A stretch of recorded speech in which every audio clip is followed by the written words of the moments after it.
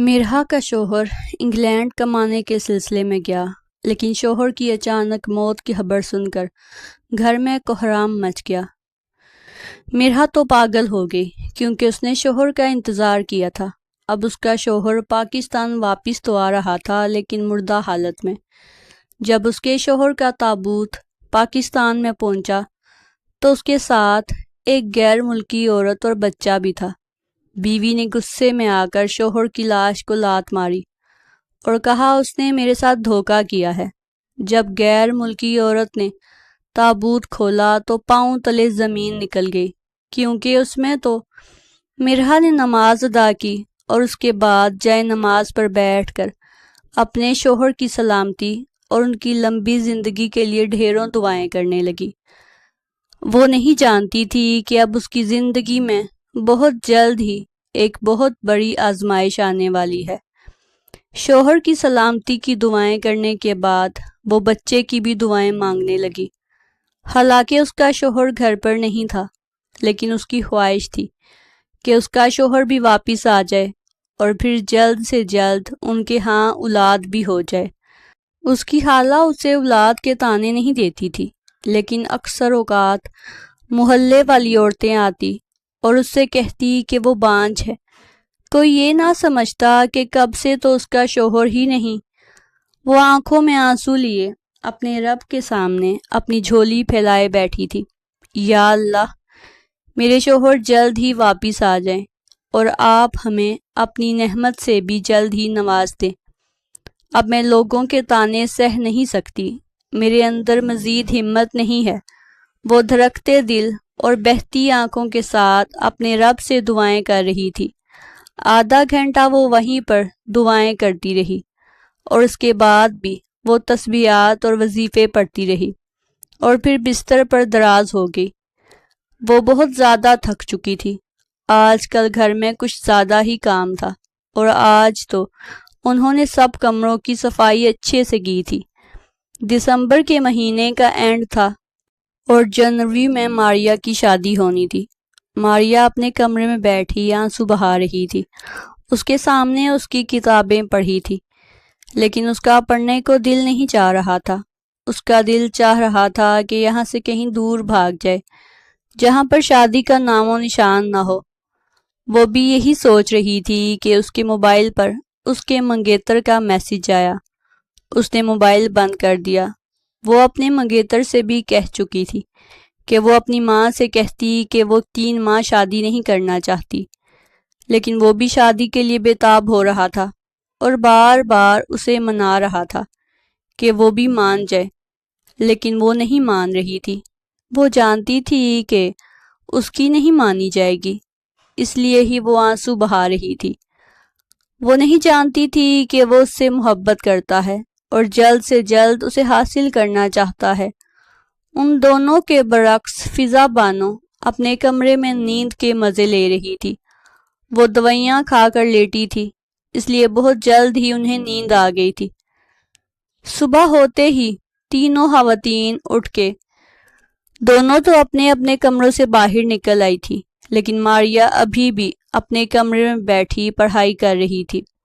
وہ فجر کی نماز ادا کر چکی تھی۔ وہ جلد ہی اٹھ جاتی تھی کیونکہ اسے بہت زیادہ پڑھنا ہوتا تھا۔ ماریا اپنے کمرے میں بیٹھی پڑھائی کر رہی تھی۔ میرہا کچن کی صفائی کر رہی تھی اور فضا بانو سب کے لیے ناشتہ بنا رہی تھی۔ وہ تینوں خواتین ہی تھی، اس لیے اتنا زیادہ کام تو نہیں ہوتا تھا، لیکن پھر بھی گھر بڑا تھا، اس لیے میرہا کو صفائی کرتے کرتے بہت زیادہ وقت لگ جاتا تھا۔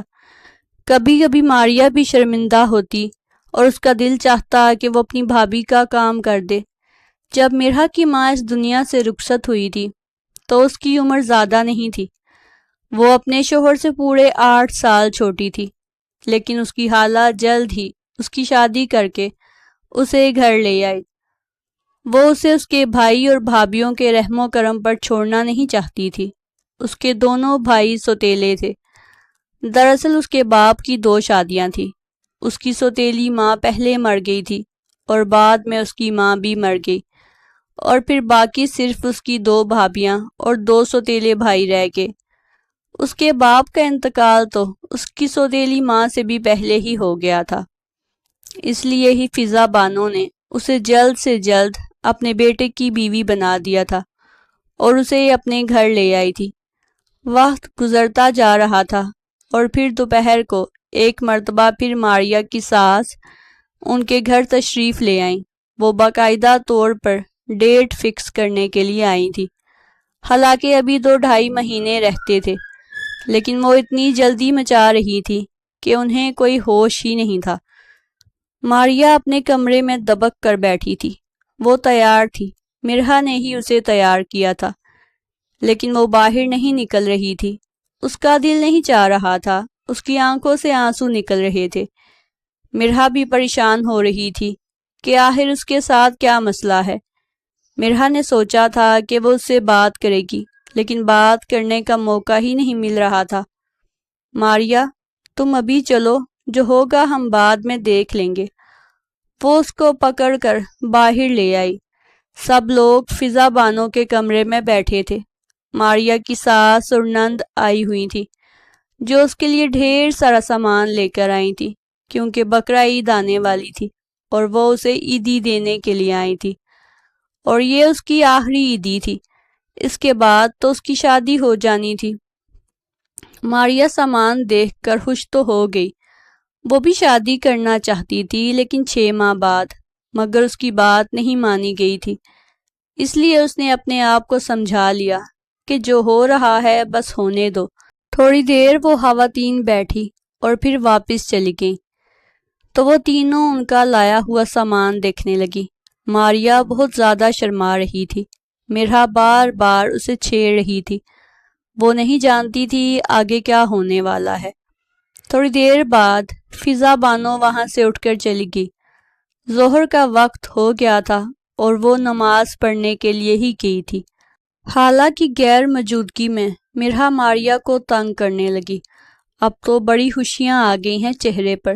میں جو کہہ رہی تھی کہ کوئی مسئلہ نہیں ہوگا، بلکہ تم بہت خوش رہو گی، مگر نہیں، تم تو میری بات سنتی ہی نہیں تھی۔ وہ اس کے چہرے پر آئی مسکراہٹ دیکھ کر بولنے لگی، تو ماریا کے چہرے پر آئی مسکراہٹ مزید گہری ہو گئی۔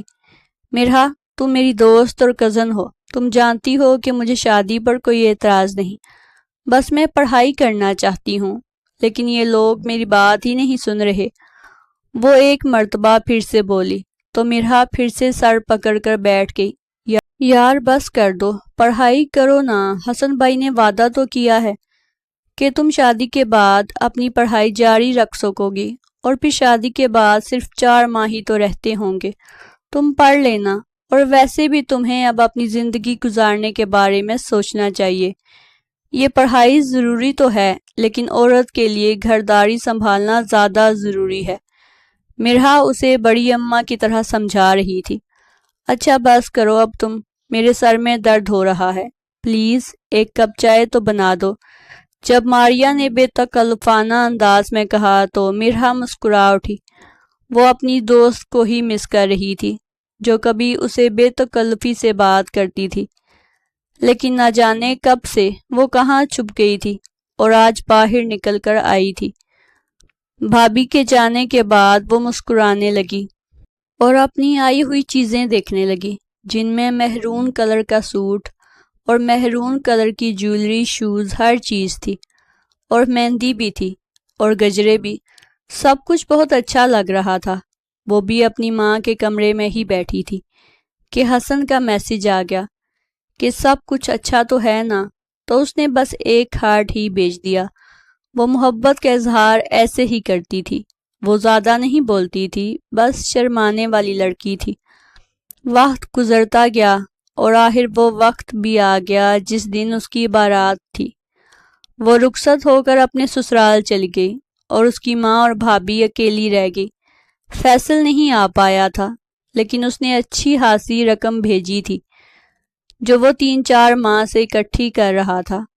اس نے اپنی بہن کا جہیز دبئی میں بیٹھے بیٹھے پاکستان میں بنا لیا تھا، اسی لیے ماریا کو اس کی ماں نے صحیح طریقے سے رخصت کر دیا۔ وہ رخصت ہو کر اپنے گھر جا چکی تھی اور مرحا اور فضا بانو نے رو رو کر اپنا برا حال کر لیا تھا۔ وہ دونوں فضا بانو کے کمرے میں بیٹھی تھی، آنسو بہا رہی تھی۔ انہیں ماریا کی بہت یاد آ رہی تھی۔ جب وہ ہوتی تھی تو گھر میں ایک رونق سی لگی رہتی تھی۔ بھلے ہی وہ زیادہ تر اپنے کمرے میں پڑی رہتی تھی، لیکن گھر کا حصہ تو تھی، اور اب وہ موجود نہیں تھی۔ انہیں سکون نہیں مل رہا تھا۔ مرحا نے سوچا کہ آج حالہ کے پاس ہی سو جاتی ہے، تو وہ وہیں پر سو گئی۔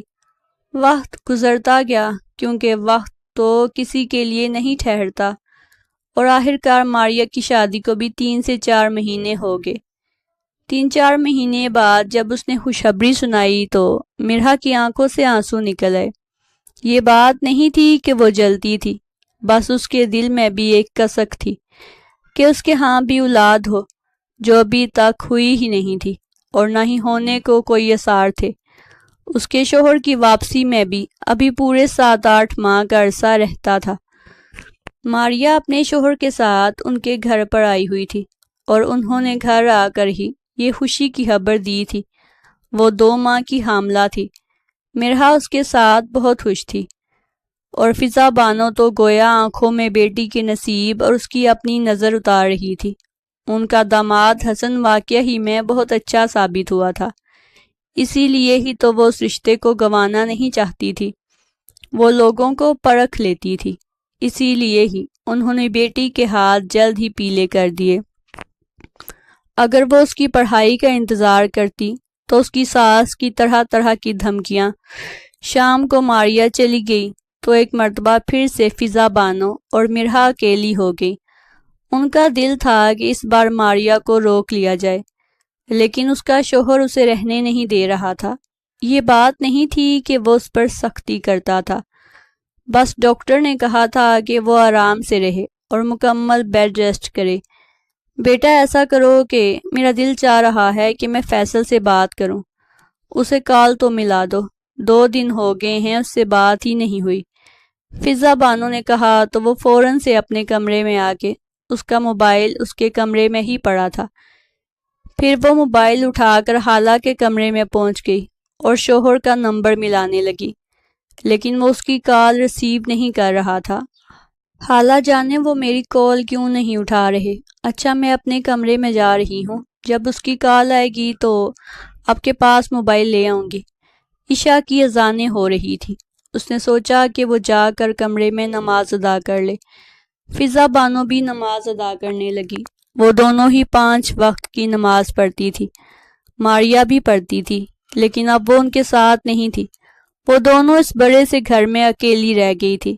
گھر بڑا تھا، لیکن ان کے حالات بہت زیادہ اچھے نہیں تھے، اسی لیے ہی تو فیصل کمانے کے لیے باہر گیا تھا، اور اب ان کے حالات سدھر چکے تھے۔ گھر تو انہوں نے اچھے زمانے میں بنا لیا تھا، جب ہر چیز بہت زیادہ سستی تھی۔ وہ نماز پڑھ رہی تھی کہ اس کے شوہر کی کالز آنے لگی۔ وہ جلدی جلدی نماز پڑھنے لگی۔ وہ جانتی تھی کہ انہی کی ہی کال ہوگی۔ آخری رکعت تھی، اس نے سلام پھیرا، نماز مکمل ہو چکی تھی۔ وہ جلدی سے فون کی طرف لپکی، لیکن فون بند ہو گیا۔ اس نے فون وہیں پر رکھا اور دوبارہ سے جائے نماز پر آ بیٹھی، تاکہ دعا وغیرہ مکمل کر کے ایک ساتھ ہی کال ملائے۔ پھر اس نے دعا مانگی اور موبائل اٹھا کر حالہ کے کمرے میں پہنچ گئی۔ وہ بھی نماز پڑھ چکی تھی اور اب اپنے بستر پر بیٹھی تسبیحات پڑھ رہی تھی۔ اس نے شوہر کا نمبر ملایا اور پہلے حالہ کے حوالے کیا۔ وہ ہمیشہ ایسے ہی کرتی تھی، اور پھر آخر میں اکیلے میں جا کر اپنے شوہر سے بات کرتی تھی۔ بیٹا کیسے ہو تم؟ مجھے تمہاری بہت یاد آ رہی ہے، اس لیے مرحا سے کہا کہ کال ملا دے۔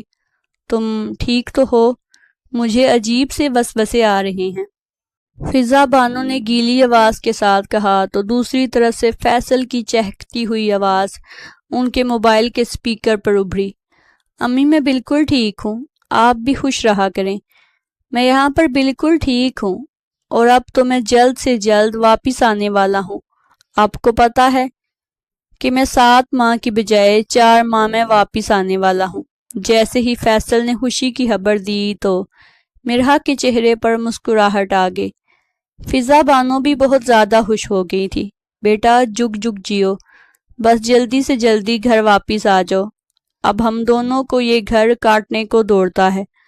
ماریا بھی اپنے گھر کی ہو گئی، ہم دونوں بہت اکیلی اور پریشان ہو کر رہ گئی ہیں۔ فضا بانو بیٹے سے حال احوال کرنے لگی تھی۔ مرحا بھی پاس بیٹھی نم آنکھوں کے ساتھ ان کی آواز سن رہی تھی۔ وہ شوہر کی آواز سنتی تو اسے ایسا معلوم ہوتا کہ اس کا پیٹ بھر گیا ہے۔ اسے ایسا لگتا تھا کہ اس کے شوہر کی آواز اس کی خوراک ہے، اس لیے وہ 2 دن میں 1 مرتبہ ضرور بات کرتی تھی۔ سپیکر آن تھا، وہ اپنے شوہر کی میٹھی آواز اپنے کانوں میں محسوس کر رہی تھی۔ وہ اپنی ماں سے باتیں کر رہی تھی۔ کبھی کبھار بیچ میں مرحا بھی بول دیتی، اچھا بیٹا مجھے نیند آ رہی ہے، میں نے تھوڑی دیر پہلے ہی دوائی کھائی ہے، ٹھیک ہے تم اب اپنی بیوی سے بات کرو۔ وہ مسکراتے ہوئے موبائل مرحا کے ہاتھ میں تھما گئی تو وہ موبائل اٹھا کر اپنے کمرے میں آ گئی۔ ہاں تو بتائیں، یہ خبر پہلے مجھے کیوں نہیں دی؟ وہ ایسے ہی فیصل کو چھیڑ رہی تھی۔ اسے کوئی پرواہ نہیں تھی کہ یہ خبر پہلے اس کی خالہ کو ملی ہے یا اسے۔ ارے آج ہی اس بارے میں معلوم ہوا ہے کہ میں نے 4 ماہ بعد واپس آنا ہے، تو بس جس نے پہلے کال کی اسے بتا دیا، تم پہلے کال کر دیتی تو تمہیں بتا دیتا۔ وہ مسکراتے ہوئے بولا تو وہ کھلکھلا کر رہ گئی۔ اس نے ماریا والی خوشخبری بھی فیصل کو بتائی تو فیصل بہت خوش ہوا کہ اب میں ماموں بننے والا ہوں۔ بات سنو، جب میں پاکستان آؤں گا تو تمہارے لیے ایک سرپرائز بھی ہے جسے دیکھ کر تم خوش ہو جاؤ گی۔ وہ بولا تو مرحا ضد کرنے لگی کہ وہ ابھی کے ابھی بتائے، لیکن وہ بھی نہیں بتا رہا تھا۔ وہ کہہ رہا تھا کہ وہ آ کر ہی بتائے گا۔ 1-2 گھنٹے وہ باتیں کرتے رہے اور جب مرحا کو بہت زیادہ نیند آنے لگی تو اس نے خدا حافظ کہہ دیا۔ وہ بھی تھک چکا تھا، ابھی تو وہ ڈیوٹی سے واپس آیا تھا۔ مرحا نے موبائل ایک طرف رکھا اور بستر پر دراز ہو گئی۔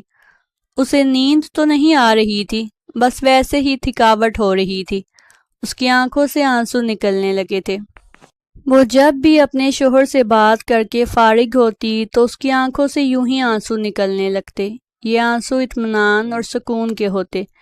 جب بھی وہ اپنے شوہر سے بات کرتی تو اسے سکون مل جاتا، اور آج تو اسے اور بھی زیادہ سکون مل رہا تھا۔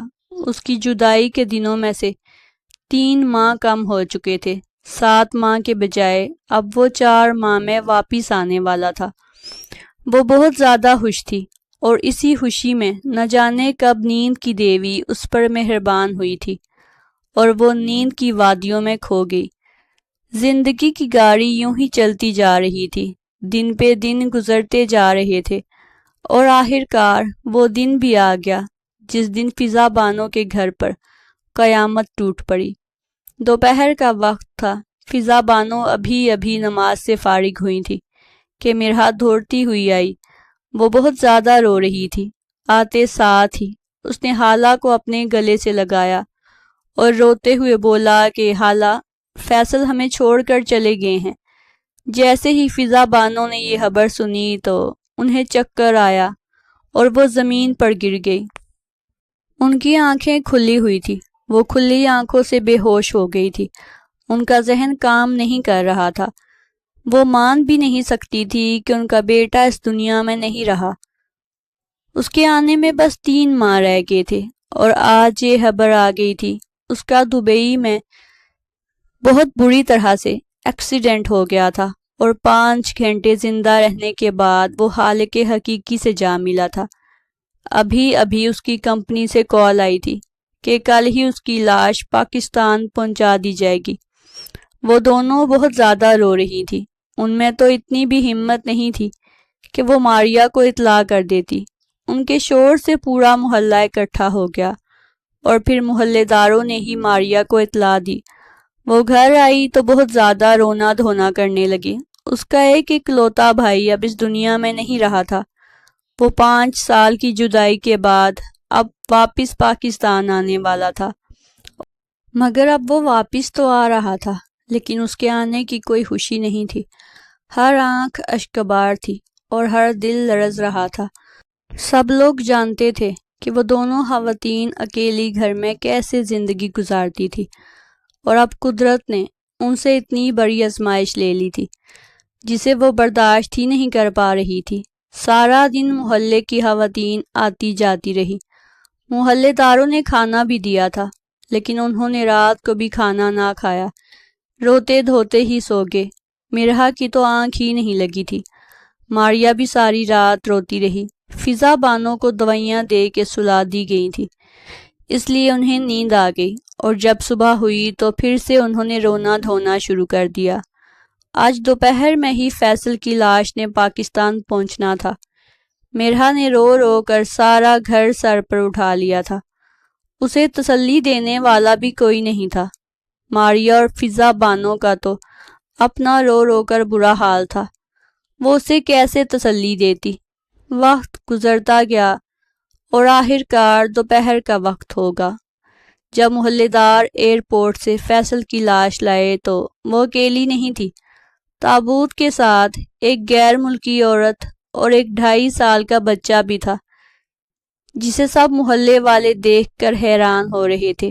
تابوت کو صحن کے بیچوں بیچ رکھ دیا گیا۔ جیسے ہی مرحا کی نظر اس عورت اور بچے پر پڑی تو اس کے شوہر کے الفاظ اس کے کانوں میں گونجنے لگے۔ وہ کہہ رہا تھا کہ جب وہ آئے گا تو اپنے ساتھ کوئی سرپرائز بھی لائے گا، اور مرحا سمجھ گئی کہ یہی وہ سرپرائز ہے۔ اسے بے انتہا غصہ آیا، اسے کوئی ہوش نہ رہا کہ وہ کیا کر رہی ہے۔ وہ غصے میں آ کر تابوت کو لات مارنے لگی۔ وہ کہہ رہی تھی کہ فیصل نے میرے ساتھ بے وفائی کی ہے، فیصل بہت برا ہے، اس نے مجھے اپنی آس میں لگائے رکھا اور وہاں پر اپنا گھر بسا لیا۔ میں یہاں پر اس کے انتظار میں اتنے سال بیٹھی رہی اور اس نے وہاں پر دوسری شادی کر لی۔ وہ بے حال روتے ہوئے تابوت کو لاتے مارتی جا رہی تھی۔ ماریا کو کوئی ہوش نہیں تھا، گھٹنوں میں سر دیے زمین پر بیٹھی آنسو بہا رہی تھی۔ فضا بانو کو بھی اچھا نہیں لگا، انہیں اچانک سے اپنی بہن کی یاد آنے لگی۔ انہوں نے بہن سے وعدہ کیا تھا کہ وہ ان کی بیٹی کو رانی بنا کر اپنے گھر رکھیں گی، اور اب ان کے بیٹے نے ان کی بھانجی کے ساتھ دھوکہ کیا تھا۔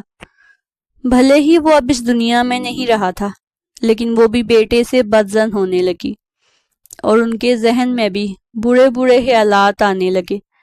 فیصل، آپ نے میرے ساتھ اچھا نہیں کیا، میں دن رات آپ کو کال کرتی تھی، لیکن آپ نے مجھے نہیں بتایا کہ آپ نے وہاں پر شادی بھی کر رکھی ہے۔ میں آپ سے کہتی تھی کہ مجھے بچوں کی خواہش ہے، واپس آ جائیں، لیکن نہیں، آپ نے مجھے نہیں بتایا، کیونکہ وہاں پر تو آپ کا بیٹا تھا نا۔ آپ نے کیوں میرے ساتھ یہ کیا؟ میں آپ کو مرتے دم تک معاف نہیں کروں گی، آپ نے میری ساری زندگی برباد کر دی۔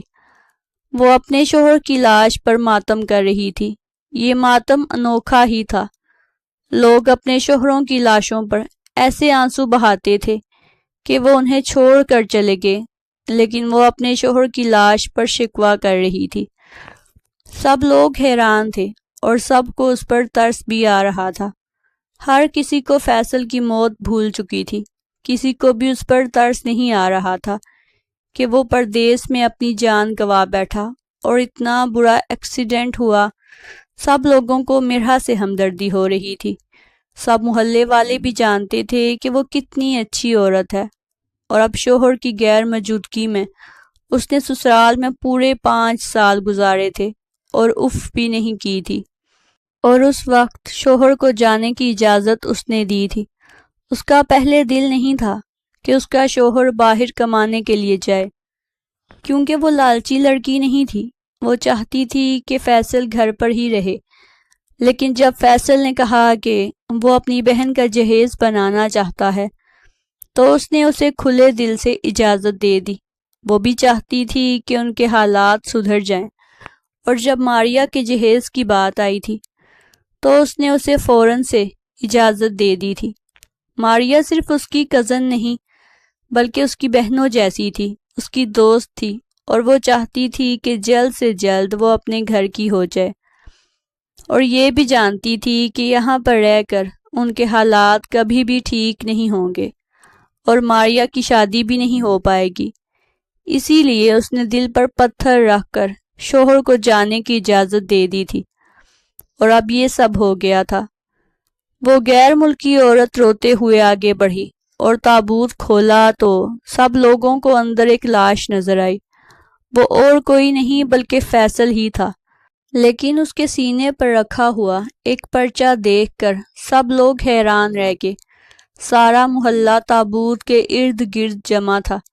سب لوگ سمجھ رہے تھے کہ وہ عورت کوئی ڈھونگ رچا رہی ہے، لیکن جب اس عورت نے وہ خط پڑھا تو سب کے رونگٹے کھڑے ہو گئے، اور فضا بانو اور مرحا گش کھا کر زمین پر گر گئی۔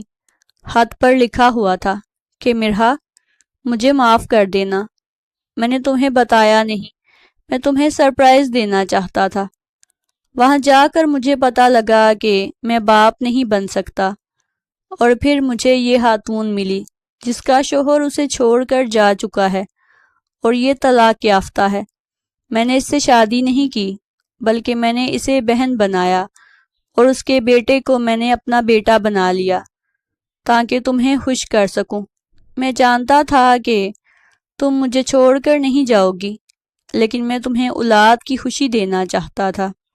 میں خود تو نہیں دے سکتا تھا، اسی لیے اس بچے کو گود لے لیا اور اس بے سہارا عورت کو سہارا بھی دے دیا۔ میں ہر مہینے تنخواہ میں سے تھوڑی بہت رقم اسے دے دیتا تھا، اور اب میں چاہ رہا تھا کہ میں اسے پاکستان اپنے ساتھ ہی لاؤں اور اپنے ساتھ ہی رکھوں۔ میں اسے بے آسرا نہیں چھوڑ سکتا تھا، کیونکہ ایک مرتبہ اس نے میری جان بچائی تھی، اس لیے میں یوں اسے بے آسرا چھوڑ کر دوسرے ملک سے واپس نہیں آ سکتا تھا۔ لیکن اب مجھے لگ رہا تھا کہ میں زندہ نہیں رہوں گا۔ میرا بہت بڑا ایکسیڈنٹ ہوا ہے، مجھے پتا ہے تم یقین نہیں کرو گی، لیکن تم اس وقت کو یاد کرنا جب شادی کی رات میں نے قرآن پاک پر ہاتھ رکھ کے تم سے کہا تھا کہ میں کبھی تمہارے ساتھ بے وفائی نہیں کروں گا، تو شاید تمہیں مجھ پر یقین آ جائے۔ اس عورت نے جب ساری کہانی پڑھ کر سنائی تو ہر کوئی حیران رہ گیا۔ ہر کوئی فیصل کو غلط سمجھ رہا تھا، لیکن اب ساری کہانی کھل کر سامنے آ چکی تھی۔ مرحا کو خود پر غصہ آ رہا تھا کہ اس نے اپنے شوہر کے مردہ چہرے کو بھی نہیں دیکھا اور اس پر تہمتیں لگانے لگی، حالانکہ اس بیچارے نے تو اس کے لیے بھی بھلا ہی کیا تھا اور اپنے لیے بھی، کیونکہ اس نے بے سہارا عورت کو بہن بنا کر اسے سہارا دیا تھا۔ اگر وہ کرنا چاہتا تو دوسری شادی بھی کر لیتا، لیکن اس نے اپنی بیوی کو دھوکہ نہیں دیا اور اپنا وعدہ وفا کیا تھا۔ وہ عورت مسلمان ہی تھی، بس رہتی غیر ملک میں تھی، اور وہ بچہ اس کا ہی تھا۔ اس نے بتایا کہ ایکسیڈنٹ کے 2 گھنٹے بعد اس نے اسے بلایا اور کہا کہ میری آواز بھی ریکارڈ کر لو اور میں الفاظ بھی لکھ لو، اور جا کر میری بیوی کو دکھا دینا۔ مجھے نہیں لگتا کہ اب میں بچ پاؤں گا، تم اسے میری یہ نشانی پہنچا دینا کہ میں نے اس کے ساتھ بے وفائی نہیں کی۔ اس عورت نے بتایا تو مرحا کو اور بھی زیادہ رونا آ گیا۔ اس نے کہا کہ میرے پاس آواز ریکارڈ بھی ہے، اگر تم سننا چاہو تو میں سنا سکتی ہوں، لیکن مرحا نے منع کر دیا۔ اس نے کہا مجھے اپنے شوہر پر یقین ہے۔ وہ کیسے اپنے شوہر پر شک کر سکتی تھی؟ اب اسے خود پر غصہ آ رہا تھا۔ وقت گزرتا گیا اور آخرکار فیصل کی آخری رسومات بھی ادا کر دی گئی، اور آہستہ آہستہ سب لوگ ان کے گھر سے بھی جانے لگے۔ ماریا بھی 1-2 دن رہی۔ اس کی طبیعت حاملہ ہونے کی وجہ سے ویسے ہی ٹھیک نہیں رہتی تھی۔ اس کا شوہر اسے لے کر چلا گیا۔ اب وہ 2 خواتین نہیں بلکہ 3 خواتین اور ایک بیٹا تھا۔ مرحا کا غم اپنی جگہ، لیکن وہ پرسکون تھی، کیونکہ اس نے فیصل کو خواب میں دیکھا تھا۔ اس نے کہا تھا کہ تم پریشان نہ ہو، یہ بچہ تمہارا سہارا بنے گا، میرا بیٹا، اسے کبھی کوئی غیر مت سمجھنا۔ اسی دن سے ہی اس نے خود کو مضبوط کر لیا تھا اور اپنے اللہ تعالیٰ سے ہر وقت ہی صبر مانگتی رہتی تھی۔ وہ عورت بڑی اچھی تھی، اس نے اس گھر کو اپنا گھر بنا لیا۔ وہ فضا بانو کی بہت زیادہ خدمت کرتی اور مرحا کو بھی کوئی کام نہیں کرنے دیتی تھی، لیکن مرحا کو اچھا نہیں لگتا تھا کہ وہ اسے نوکرانی بنا کر رکھے۔ وہ مرحا سے عمر میں کافی بڑی تھی۔ اسے مرحا کا احساس تھا کہ اس کی اولاد نہیں ہے، اس لیے اس نے اپنے اس بیٹے کو ہنسی خوشی اس کی گود میں ڈال دیا، جسے کبھی اس نے اپنے بھائی فیصل کی گود میں ڈالا تھا۔ تو مرحا خوش ہو گئی۔ وقت گزرتا گیا۔ اب فیصل کو گئے ہوئے پورے 5 برس بیت چکے تھے اور وہ بچہ بھی بڑا ہو گیا تھا۔ اس میں فیصل کا عکس نظر آتا تھا، حالانکہ وہ اس کا سگا بیٹا نہیں تھا، لیکن احساس کا رشتہ ایسا تھا کہ اسے اس میں فیصل دکھائی دیتا تھا۔ فیصل ان کو بھولا تو نہیں تھا، وہ اب بھی ان کے ذہن میں یوں ہی موجود تھا، لیکن وقت بہت آگے بڑھ گیا تھا اور وقت ہر زخم کا مرہم ہوتا ہے۔ اس نے مرحا کے زخموں کو بھی بھر دیا تھا اور اب وہ اپنی زندگی ہنسی خوشی گزار رہی تھی اپنے بیٹے کے ساتھ۔ ناظرین، مزید اس طرح کی سبق آموز کہانیاں اور واقعات سننے کے لیے ہمارے چینل کو سبسکرائب کر دیں، ویڈیو کو زیادہ سے زیادہ لائک کر دیں، شیئر کر دیں۔